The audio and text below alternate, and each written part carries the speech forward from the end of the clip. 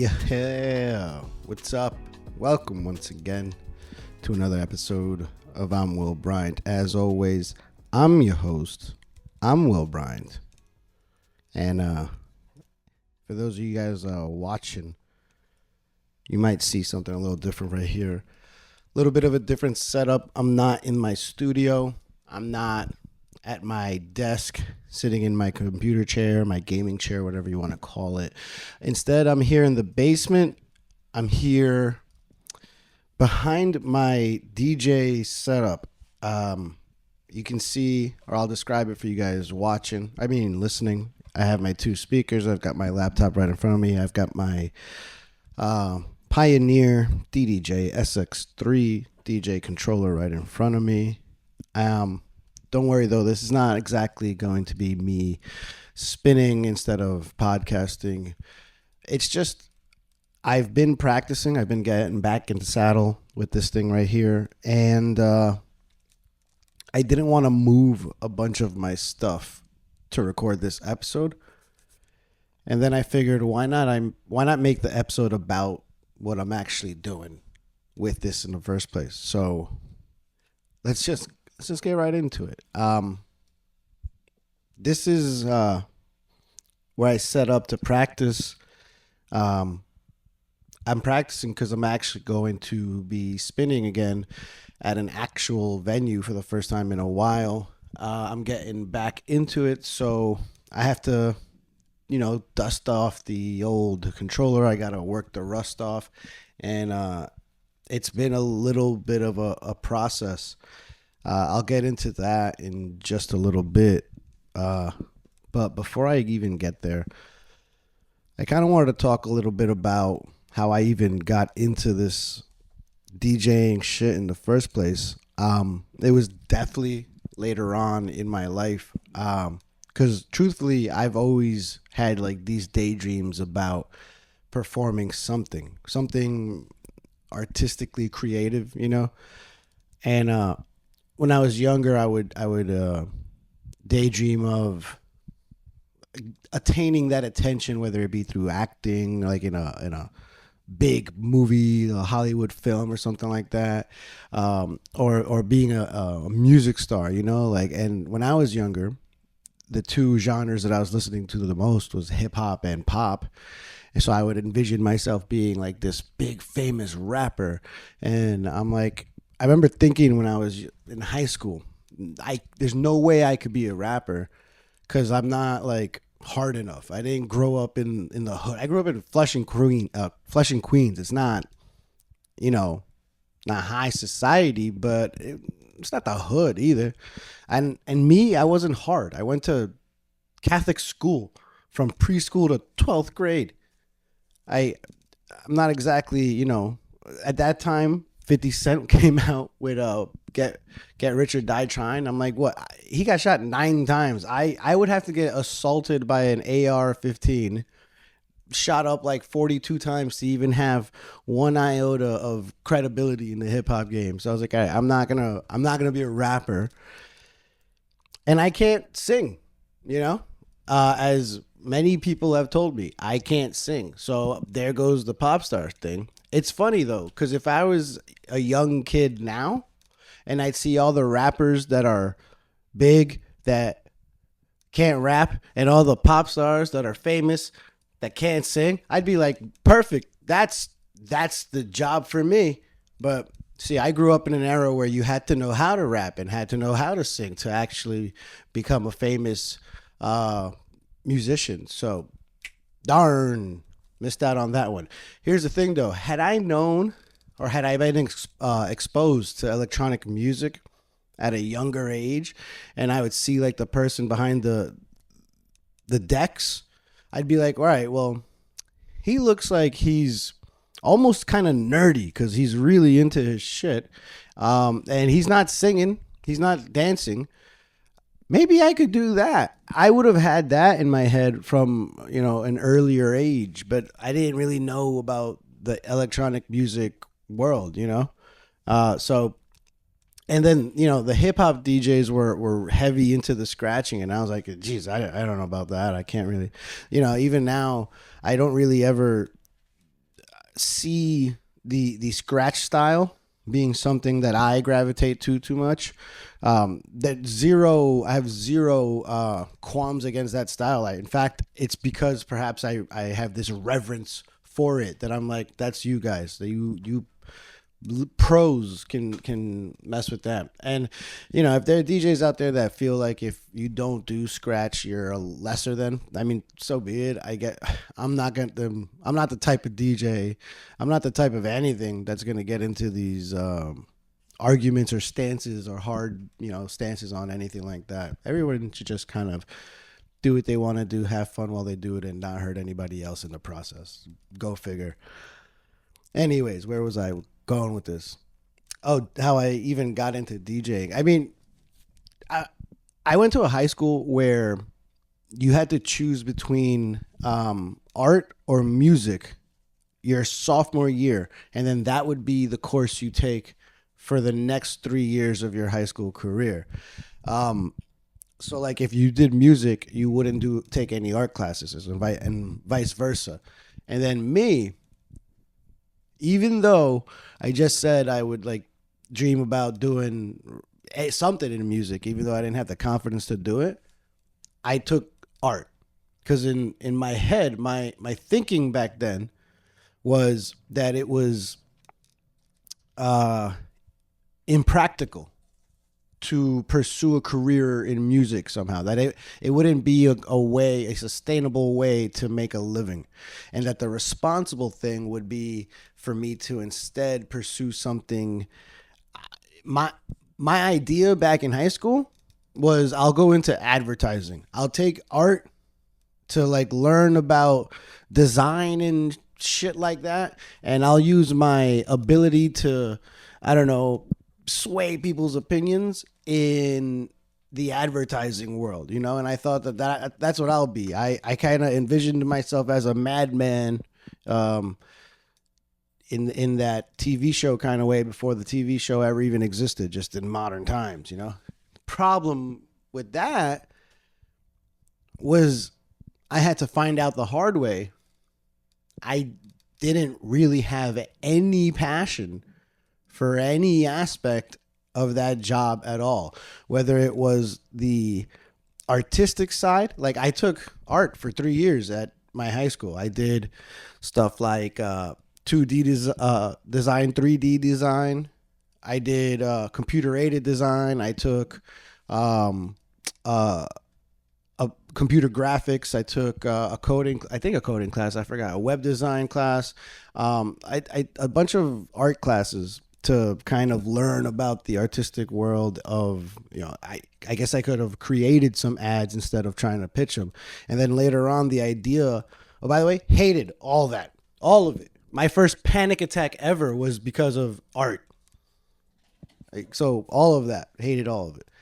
Besides that, later on, this idea of being like this, like slick advertisement salesman or whatever, I realized later on in my life, I hate sales. I hate anything that has to do with commission. If my life depends on making a sale,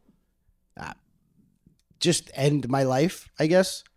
I had like one job that was just pure commission based. It was an insurance salesman job. Hated it. No way. So like for me to be an ad agent, I don't know, to just have to constantly, I know it's not commission based, but to be constantly pitching and selling my ideas in a way, I don't know.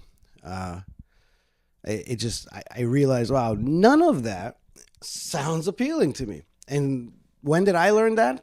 Not till after 4 years of high school, failing out of college and a couple of failed jobs of doing stuff that I had zero passion or desire to do. It took me probably until my mid to late 20s to finally get the balls to be like, you know what? Like I can't do this. I have to course correct here. I have to do something else. And that's when I like quit my I had jobs in like retail. I had jobs in offices. I had insurance salesman jobs, all that stuff. Whether I said quit, I got quit some of those and got fired from other of those. So let's just say I stopped working in general, some way or another. And I had this kind of crossroads in my life where I was like, I think I'm going to go back to school because, like I said, I failed out of Stony Brook the first time I tried to go to college. But now that I kind of got all that stupid shit out of the way, I was like, let me give this another real shot. And I remember just a little community college right there in Queensboro Community College, something I could afford, start paying for myself. And I knew that for me to go to school, I would need to have my days more free than my nights. So that's when I was like, maybe I'll find a job at a restaurant or a bar.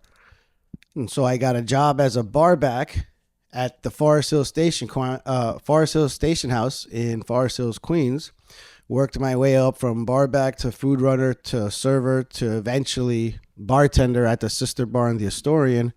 And the rest is pretty much history. Ever since then, I've done nothing but bartend at multiple spots that I'm mostly proud of, except for one place that you can go back and listen to way back in episodes like I Quit My Job and My New Job. That's like a year and a half ago at this point. Almost 2 years ago. No. Anyways. So I got a job in the nightlife industry, and I remember pretty vividly, I was already like decided I'm going back to school, to community college now, and I had to decide what I'm going to study, and I was going to do it again. I was dead set on studying computer science, even though I had no idea what it really meant, because it sounded responsible. It sounded like the responsible thing to do. And I was sitting in my parents' house on my laptop looking at the registration for courses. And on a whim, I decided to just take one last look through every other single course that community college was offering. And there was a bunch of stuff that I also could care less about. And then it got to this one part and it said music production.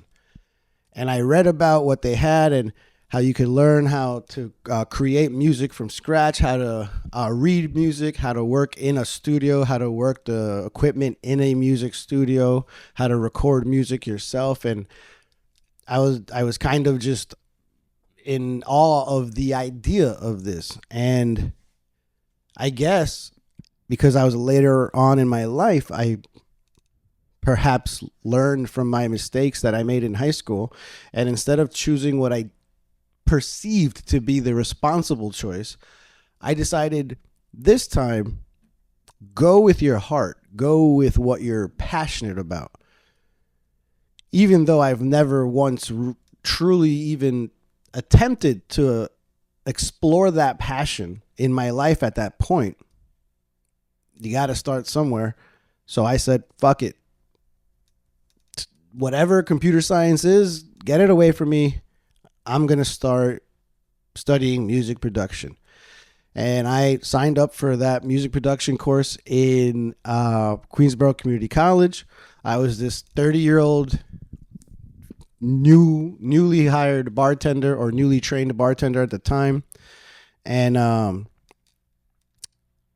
was in class with a bunch of 17 and 18-year-olds that just graduated high school 3 months prior.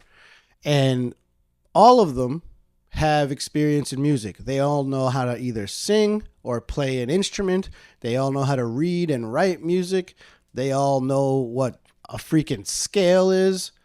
They knew what A minor was before Kendrick and Drake ever made it famous.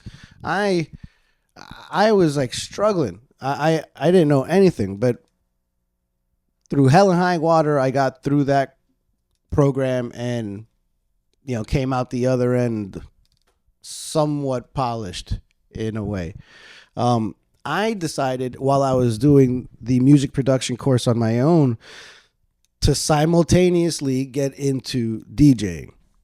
And so I paid or saved up for the first time in my life. At that point, I was making serious money. I was making, well, compared to at least to what I was used to, I was making bartender money, and I was able to pay for my own college, and then I saved up to buy this laptop, this controller, hell, everything you see here, these speakers, even this the mic that I'm using to record right now, this interface that I have over here. Like, I bought so much of this around that time in my life. I spent probably between, I'd say, $8,000 to $10,000 in the span of a summer.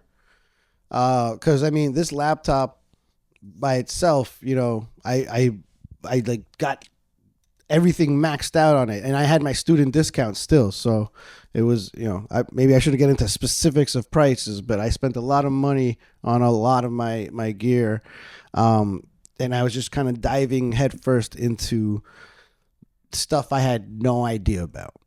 That's kind of my style. Is I don't do something for a long time because I hesitate and get in my head about it, and then when I finally do, I kind of eventually go all in some way or another. So I went on all in on this in terms of learning it. And I was in school for music production, but the DJing, that was all self-taught. And I remember, like, spinning at home. I don't really have a lot of any videos of my stuff back then, but they have got to be the most god-awful shit that not just me, anybody in the history of DJing has probably ever put forth as an example of the craft. But whatever, I was doing it at home in private. I would, every third day when something sounded okay, it was like, oh, okay, I might have figured something out there. Perhaps, maybe a little bit. So I remember there were moments where I would take stuff that I learned at school. We would learn, I was taking a sound design class or also my physics of sound class, and we'd see a lot of pictures of sound waves, and I thought I knew what sound waves look like and what they were before these classes, but for sure got way more thorough of an understanding after those two courses, or those multiple courses in general. So suddenly my Serato, a software that DJs use to play their sets, suddenly things on my Serato were making more sense to me. The sound waves and the way that they progressed started making more sense to me. I would start taking a music theory class, and suddenly I was able to find parts of a song that I had never spun or mixed before, just because I knew that theoretically, this is where the build-up should start. This is where the chorus should come in and stuff like that. One of the biggest lessons that I learned when I was learning about frequencies in school, and how the high frequencies affect music and song creation and song production versus the low frequencies, and what you tend to find in each one of these frequencies, including not just like the sound and pitch of the actual instruments, but specific instruments live inside frequencies more so than others for certain reasons. Like bass and percussions are often found more in the low end or low frequency, whereas something like a snare or high pitch saxophone, that's going to be a high frequency type of sound. And I remember at one point I was at home spinning, again, having one of these practice sessions. And while I was trying to mix these two songs together, I felt like they were clashing a little bit. So I was like, oh, let me take, I know that this knob that says low on my frequencies means that I can mess with the actual frequency. So I would take the low end out and mix it into the song, and suddenly it was sounding way better than it ever sounded before. So I started playing around with frequencies more. I was like, oh, maybe not only do I lower a low, I can maybe lower a high while bringing the high up back on the other one, blah blah blah. And what was happening is I was mixing songs more smoothly. My transitions were improving. Everything that I was learning in my music production and sound design classes in some way or another was benefiting me in my DJing. Now remember, still all self-taught. So I remember keeping the hobby very private for a long time, because I've talked about it on this podcast. I was going to say program and then switched it to podcast and never took a good route either way. So let me try that again. I spoke about this before on this podcast. I struggle with imposter syndrome like a mother. In pretty much everything. It took me a while to stop feeling like an imposter as a bartender. However, that took me going to like other places besides the place that I first learned how to bartend to realize, oh, I'm good in other places too, not just here in this one spot. It took me a while, but now I'm at that point where I'm pretty comfortable with bartending. It might be the only thing I'm pretty comfortable with that I, pursue in my life. Everything else, yeah, I constantly live with struggle and battle imposter syndrome. And for sure, it's happened with my DJing, because all of what I taught myself, self-taught shit, I have never had a single lesson from anyone in my life about anything, about any aspect of this whole thing that you see right here. So I was always terrified of, DJing next to someone that, I don't know, knows what they're doing, and they'd look at me and be like, what the fuck is he doing? It wasn't until I, like around the pandemic, I started throwing some, perhaps not the safest of parties or whatever, but, right here in this backyard, where I got other DJs together, and together we all would put on these like hour-long parties right here in the backyard. I'm talking about like 10 hours long.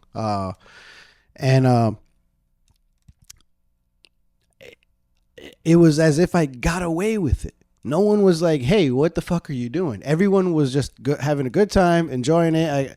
I was getting props from whether it was other DJs or just people listening. I remember thinking, I'm fooling them. No one's on to me yet. And that's always kind of, I guess, held me back a little bit. But then something started happening where not just the moments like that, but then I would go out of my way to finally maybe try to learn something the correct way. And I'd find videos, whether they be on YouTube or actual, videos from like a masterclass or something like that. And they'll mention things like, when mixing, you want to take the low end from one track while raising the low end from another, blah, blah, blah. And I was like, oh, I do that. Okay, cool. And then, they would talk about like, oh, BPM, do you want to match BPMs this? And then they'd start talking about other things like keys and stuff like that, which I was like, oh, I remember that too. And I was kind of doing that already without, I guess, being taught that. And there was this moment that I had where I was like, oh, a lot of the stuff that I'm doing that I self-taught myself and learned by accident in a way, although I did purposely go to college and implement that knowledge into this other craft. I didn't know if I was doing it right, and little by little I learned that, hey, I was doing things wrong. Don't get me wrong, but I was doing a lot right. And it was this, what it felt like, in Karate Kid, whether it's the original or the remake, wax on, wax off. Danny's got to wax that car, then take wax off that car. There's the painting of the fence, up and down, up and down. And even in the Jaden Smith Jackie Chan version. There's the putting the jacket on and putting the jacket off, putting the jacket on and putting the jacket off, and you think you're just wasting your time. And then suddenly somebody throws a right hook at you and you wax off that shit right away from your face. And you're like, whoa. And then someone tries to, come in with another overhand right. And you just paintbrush that shit away. And somehow putting your jacket on and taking your jacket off helps you fight too. I don't know how. I don't really remember that movie as well as the other ones. But still, you think that you're wasting your time, and then suddenly when the fight comes, you realize these skills, these previously meaningless skills, are actually the basis of what you're trying to execute. And that's when I was like, oh, even though I've never had formal lessons, I was on the right path. Don't get me wrong. I'm still, at some point, I do still want to seek out actual guidance and perhaps, mentorship or something like that. Like I will find my way of learning better, more properly, and perhaps even the minute intricacies, because there's a lot of stuff on this controller right here that even though it's my controller, I'm not even sure how to utilize this piece of equipment to its full capability, So I've got a lot to learn still, but I'm kind of glad that those classes I was taking when I went back to school with those 17 and 18-year-olds that were leaps and bounds better at me at music, that I was still drawing knowledge that would help me in my future here. Because, I mean, hey, not only did that knowledge help me try to get my foot in the door with DJing, this right here, this podcast, whether you're listening to it, whether you're watching it, that all of that I learned how to do while going back to school for those 2 years. So, I'm just glad that, look, I never got a job as a music producer, maybe not yet, or an audio engineer. Although, hey, I have made money off of DJing. I have made money off of producing podcasts. So not a lot. I don't make a living, but I have made money off of it. The goal is to, at some point in my life, maybe, possibly, hopefully make a living from it. But either way, I'm putting those skills to use. And the only reason I would continue to do something for this long without being able to make a sustainable living from it is because I am passionate about it, which means taking music production that day instead of computer science was the right choice. I definitely regret taking art and not music in high school. But I've kind of gotten to a point in my life where I got to stop regretting the shit that I did wrong or the shit that I didn't do. Because I spent a lot of my 20s, most of my 20s, essentially regretting the decisions that got me in that place. I've spent the 30s forgetting about those regrets and just trying to right the wrongs that my younger self made. So here I am, as I stand here, I tried practicing a bunch last week, and I hadn't used this in so long that I had to update my Serato, and to update the Serato, first I was updating like my controller software, and then I had to update the Serato, and the new Serato wouldn't work because I haven't updated my MacBook in the longest time. And then that took a couple of hours. And, man, after all that, and then I imported a bunch of music into my library. Man, I probably prepared to DJ for like 6 hours. I actually DJ'd probably 45 minutes last week, and it was some rough ass fucking DJing. Let me tell you that. I've got a couple of weeks to get back into spinning shape. And then on May 22nd, I will be spinning at Area 53. It is an indoor like playground facility where you can zip line, rock climb, you can roller skate. There's an arcade. There's a bunch of stuff. And on Thursday nights, it's adult night, and I'll be there spinning on these ones and twos that I've recently just dusted off, you know. It's kind of like I'm getting my muscle memory back here, but you know, I'll definitely be ready by the 22nd. It's weird how things work out, because in the moment this opportunity was presented to me, my initial reaction is fear, is anxiety.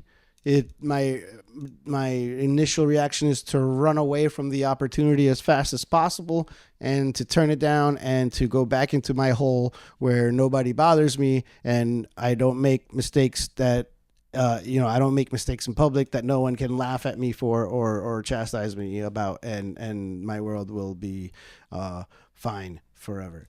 But I said this to someone the other day. When you're in the worlds we're in, when you were pursuing something like music or like comedy, we're living in industries where saying no to opportunities can be extremely detrimental, way more detrimental than saying yes to the wrong opportunity. I think that in things like music, in acting, in comedy, you have to take as many opportunities as possible, whether you think you're ready for them, whether you think they're worth taking. You never know what something may lead to. If you say yes to a show and it's a shitty show, with shitty to maybe no pay, and you had a rough time doing it, but then you meet someone at that show that also fucking hated his time or her time there, and because you guys were at the show together, they at least know, hey, that Will's not so bad. The show sucked, but Will's not so bad. And so they then give you an opportunity to be on another show. And that show is incredible. That show is off the charts. And now suddenly your world's opened up to a new outlet for something that you're passionate about. It's so easy and so safe to say no to opportunities. And it took me long in my life to grow the balls, to grow the courage to be able to say yes to opportunities that I want to say no to, if the only reason that I want to say no is fear. And I say it's funny how things work out sometimes, because this is happening May 22nd. And as I record this right now, I literally at work last night was offered another opportunity, this time not to spin, but to tell some jokes. And the opportunity was for Wednesday, May 21st. So suddenly this imposter syndrome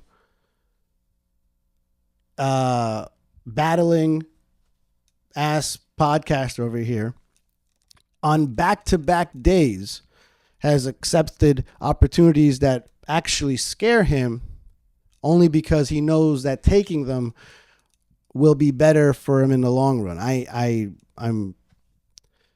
get anxiety leading up to comedy shows, a lot more than I have DJing in the past. Maybe it's just, I don't know if it's that I care more about comedy, or that the times I've done comedy, they feel more vulnerable than DJing.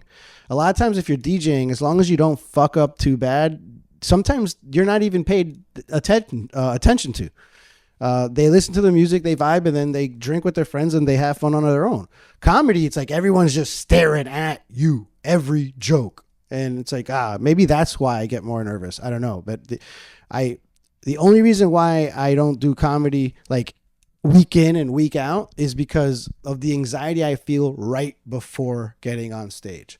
Once I'm on stage, fine. Right after, great. Right before, worst feeling that I could feel. I hate it. And I've got to get over that, you know? I get anxiety leading up to DJing gigs too. So I just doubled down on my anxiety, and I won't be over that till, you know, that back-to-back 21st, 22nd weekend, you know, or week. I don't know yet many details about the 21st or even if it'll happen, but I was given the opportunity and I said yes to it. We'll see if that's finalized. And if it is, of course, I'll let you guys know. But until then, Area 53, May 22nd, I'll be there. Hey, if you want, have fun ziplining while I, you know, try to fool everybody once again with some music. Be my guest and come visit me. We'll have a good time. We'll chill and vibe out. But if not, regardless, the fact that you're even listening to this or watching this in the first place means you're supporting me in some way, and that is something that I appreciate truly. You can also support me in other ways, like following me on social media by subscribing to my pages on YouTube and stuff like that. I'm going to get my Spotify running up again and share stuff like my playlists that I'm working on right now, you know, so you could you know, maybe hear some stuff like this, or or some stuff like this.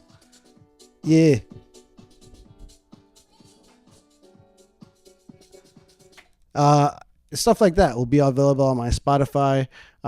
Maybe I'll start like even recording my sessions of practicing and putting them on Twitch just to even, you know, make an even bigger fool of myself. Regardless, the way that you can watch me, listen to this, and support me is by following, liking, subscribing, leaving reviews, all that stuff. It's easy because it's the same thing on all platforms. I'm Will Bryant. That's 3 words, same thing. I'm Will Bryant, Bryant, like Kobe. And speaking of Kobe and basketball, shout out to my New York Knicks, 1 game away from getting rid of the Detroit Pistons. Let's get it done. Go New York, go New York, go! On that note, thank you for tuning in, I should say. I appreciate you guys, and until next time.